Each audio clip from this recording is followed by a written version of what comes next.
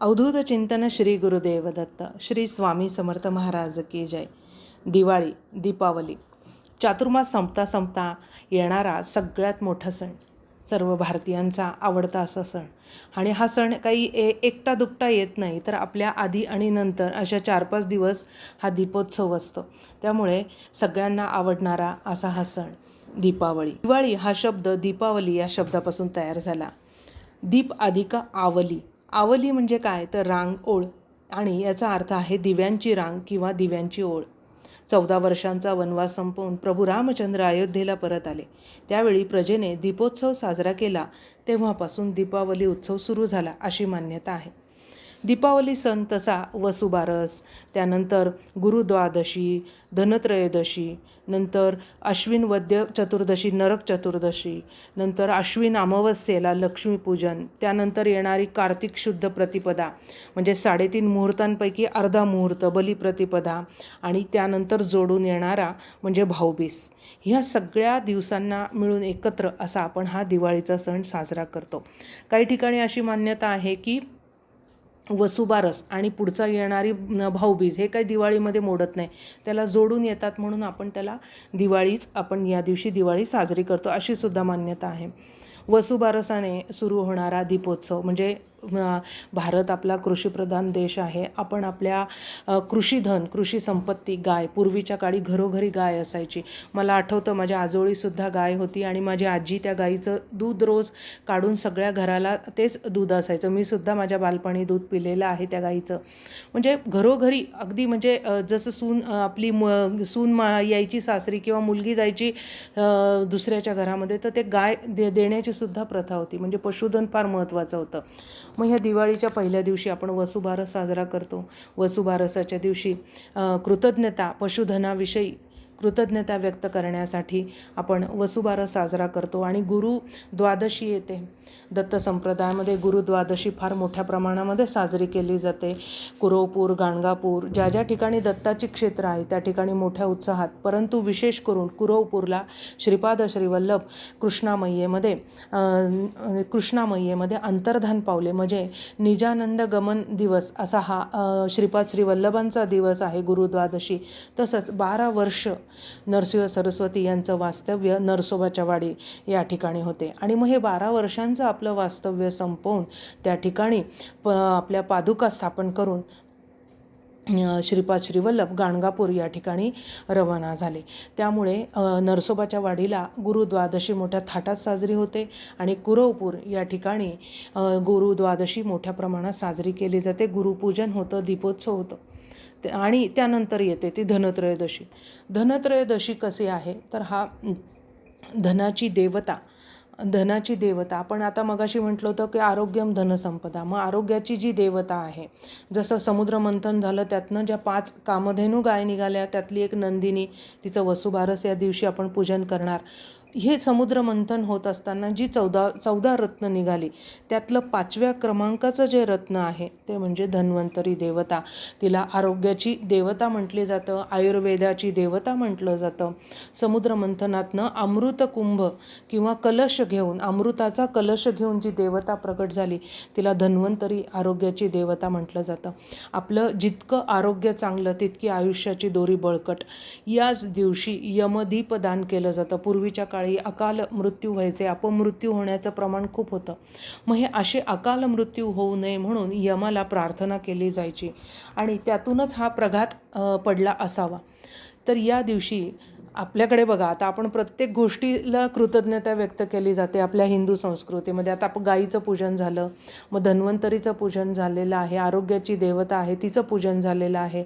मग आमचा जो शेवट ज्याच्या हातामध्ये लिहिलेला आहे, शेवट ज्याच्याजवळ आहे, त्या यमाची सुद्धा आपण दीपदान करून कृतज्ञता व्यक्त करतो आणि त्याला सांगतो की बाबा आम्हाला माहिती आहे तू एक दिवशी येणारच आहेस, पण अकाली येऊ नकोस, म्हणून त्याला प्रार्थना केली जाते. संध्याकाळच्या वेळेला एरवी आपण दक्षिणेकडे तोंड करून दिवा लावत नाही, पण धनत्रयोदशीच्या दिवशी दक्षिणेकडे कणकेचा दिवा दक्षिण दिशेला अर्पण करून यमाला अगदी शरणागत भावाने कृतज्ञतापूर्वक त्याला प्रार्थना केली जाते. अकाल मृत्यू भयहरणम असं म्हटलं जातं. धनत्रयोदशीच्या दिवशी धनाची पूजा केली जाते, नवीन धनाची खरेदी केली जाते किंवा व्यापारी वर्गामध्ये या दिवशी नवीन वह्यांची खरेदी केली जाते. वर्षभराचा आढावा घेतला जातो. धनत्रयोदशीच्या दिवशी आपण सुद्धा आपल्या घरी जे आपण नवीन जेवढं आपल्याला शक्य आहे तेवढं धन आपण खरेदी करून 1 ग्रॅम 2 ग्रॅम अर्धा ग्रॅम आपण खरेदी करून त्याची पूजा करू शकतो किंवा आपल्याकडे जे धन आहे त्याची आपण या दिवशी पूजा करू शकतो. धने आणि गूळ याचा नैवेद्य आपण त्या दिवशी देवाला दाखवायचा आहे. मग त्यानंतर धनत्रयोदशीनंतरचा दिवस असतो नरक चतुर्दशी, त्याला जोडूनच येतो. धनत्रयोदशी झाली की 14वा दिवस नरक चतुर्दशी.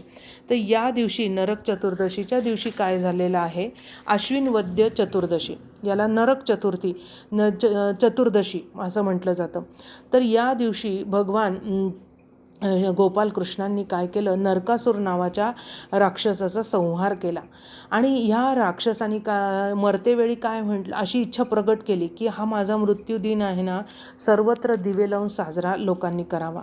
आणि मग मरताना ह्या नरकासुराने काय केलं, श्रीकृष्णाकडे असा वरसुद्धा मागितला की आजच्या तिथीला जो मंगल स्नान करेल त्याला नरकाची पीडा होऊ देऊ नये. मग कृष्ण भगवंतांनी तथास्तु म्हटलं. त्यामुळे आश्विन वद्य चतुर्दशी या दिवशी नरक चतुर्दशी साजरी केली जाते. लोक या दिवशी सूर्योदयापूर्वी स्नान करतात, अभ्यंग स्नान केलं जातं, दीपोत्सव केला जातो, आनंद उत्सव सकाळी साजरा केला जातो. अशी ही नरक चतुर्दशी आहे. आपला परमेश्वर इतका कृपाळू आहे की त्या नरकासुराचा वध केल्यानंतर सुद्धा तो असुर असून सुद्धा त्याने जी शेवटी इच्छा प्रगट केली ती सुद्धा भगवंताने पूर्ण केलेली आहे. नरक चतुर्दशीनंतर येतं ते लक्ष्मीपूजन. सामान्यतः आपण अमावस्येला अशुभ मानतो, परंतु या दिवशी अमावस्येला शुभ मानलेलं आहे. या दिवशी आपण काय करतो, लक्ष्मीपूजन प्रदोषकाळी संध्याकाळच्या वेळी, या दिवशीसुद्धा आपण पहाटे लवकर उठून अभ्यंग स्नान करायचं आहे. या 5 दिवसामध्ये अभ्यंग स्नानाला अतिशय महत्त्व आहे. अभ्यंग स्नान करून आपण आकाश दीपदान करायचं आहे सकाळच्या वेळेमध्ये, म्हणजे ब्राह्ममुहूर्तावर आपण आकाश दीपदान करायचं आहे. प्रातःकाळी मंगल स्नान करून आपण आकाश दीपदान करायचं आहे. मग लक्ष्मीपूजन या दिवशी केलं जातं. प्रदोषकाळी संध्याकाळच्या वेळेला प्रदोषकाळी लक्ष्मीपूजन केलं जातं. बलिराजाने काय केलं होतं, आपल्या पराक्रमाने सगळ्या देवतांना तुरुंगामध्ये टाकलं होतं. भगवान विष्णूंची पत्नी लक्ष्मी हिलासुद्धा बंदिवासामध्ये टाकलं होतं. त्यामुळे विष्णूंनी काय केलं, वामन अवतार घेतला आणि बलीपासून 3 पावलं जमीन मागून घेतली आणि त्याला पाताळामध्ये दडपून टाकलं आणि सर्व देवांची आणि लक्ष्मी मातेची मुक्तता या दिवशी केली. मग तो दिवस होता आश्विन वद्य अमावस्येचा. मग लक्ष्मी आणि इतर देवांची सुटका झाल्यामुळे सगळ्या प्रजेला खूप आनंद झाला आणि तेव्हा सर्वांनी विष्णुदेवांकडे एक मागणं मागितलं की लक्ष्मीचं वास्तव्य प्रत्येकाच्या घरी असावं, त्यांची चिरंतन आठवण सगळ्या लोकांना या दिवशी व्हावी, म्हणून घरोघरी काय केलं जातं, ह्या आश्विन अमावस्येला लक्ष्मीपूजन केलं जातं. लक्ष्मीची आठवण काढली जाते. व्यापारी मंडळी या हिशोबाचा आढावा घेतात, लक्ष्मीपूजन करतात. लक्ष्मीपूजन हे आपल्याला प्रदोषकाळी संध्याकाळच्या वेळीच करायचं आहे. या दिवशी लक्ष्मीजवळ कलशावर कुबेराची प्रतिमा ठेवून आपण त्याचं पूजन केलं जातं. कुबेर हा काय करतो, तर लक्ष्मी संपत्तीची देवता, तर कुबेर हा काय आहे, संपत्तीचा संग्राहक आहे. अनेकांना आपण काय करतो, पैसा मिळवण्याची कला साध्य असते, पण तो राखावा कसा, ठेवावा कसा, आपण उगाच अनावश्यक बऱ्याचदा खर्च करत असतो. मग हा काय करतो, कुबेर हा त्याच्यावरती, कुबेर जी देवता आहे ती पैसा कसा राखावा, पैशाचं म्हणजे तो रक्षण करणारी देवता आहे. मग आपण काय करायचं आहे, लक्ष्मीपूजनच्या दिवशी लक्ष्मी आणि कुबेर या दोघांची पूजा करायची आहे. या दिवशी पूजेमध्ये काय केलं जातं, धने, साळीच्या लाह्या यांचं पूजन केलं जातं. धने हा शब्द, धने जे आहेत त्याचं आयुर्वेदीय सुद्धा महत्त्व आहे आणि हा धनवाचक आहे.